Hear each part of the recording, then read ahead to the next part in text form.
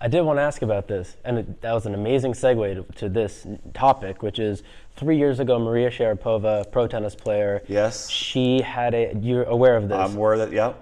I think she was tested for she tested positive for something which she had been taking for a long time, which just at that time became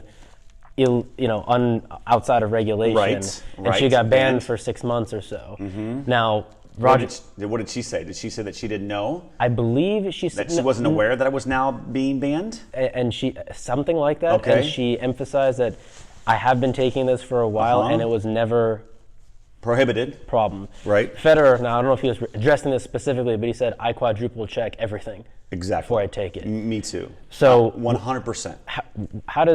What happens when you have a almost ambiguous case in the Sharapova case? I think it falls on the athlete. In the end, it always falls on the athlete. So if it's ambiguous, it comes down to the athlete has to know what they're putting into their bodies. And so for me, there's other outside independent agencies that actually quality control the drugs, and they can basically say this product has been approved, that it's been made in this lab under these regulations, and so we can affirm that what it's saying is in there, that's the only thing that's actually in there. So it's been independently batch tested, which is expensive to do, but when you do that, you know what you're putting into your body. And so you can't just go and start taking random things, or you can't say, well, I didn't know it was this. You're supposed to know. It comes upon the athlete. And I think there's some very far-fetched circumstances. I mean, I think there's sometimes maybe if young men and there's like hair growth can be a potentially a marker for someone trying to mask taking drugs. So you could be taking a hair growth product, like some kind of pill for hair growth. And taking dope. And doping, but the hair growth product is the masking agent for the doping. Mm-hmm. But now they're testing to whereas if you're getting caught for the hair product, they're saying that now is becoming illegal to take as well. Yeah. But someone might be like, well, I'm balding, I have a receding hairline, I need to take this product. They might not know. So it could be some extenuating circumstances. But in the end, it falls on the athlete. The athlete has to know. And there is so much information out there for you. You can call up USADA on any time. You can email the website and just find out.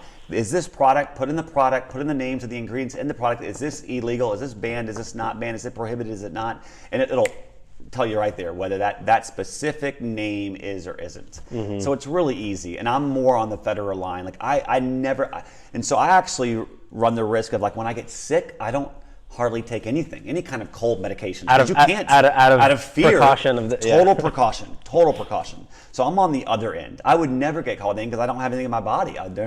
Everything's just whole foods and nothing really else. Maybe an iron supplement. That's it. Yeah. So it's good. I mean, but you have to. The problem is, and this is the one thing that I think everyone probably should know, is that there'll always be cheaters because they're paying. There's so much money in it, right?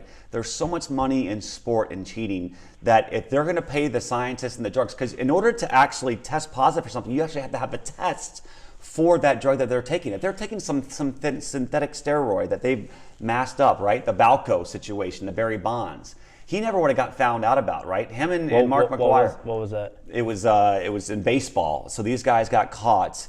But a guy turned them in and said, hey, these guys, they found the drugs or whatever that in the lab or whatever, and said, you might want to test for this. They tested for it. They said, oh man, that's crazy.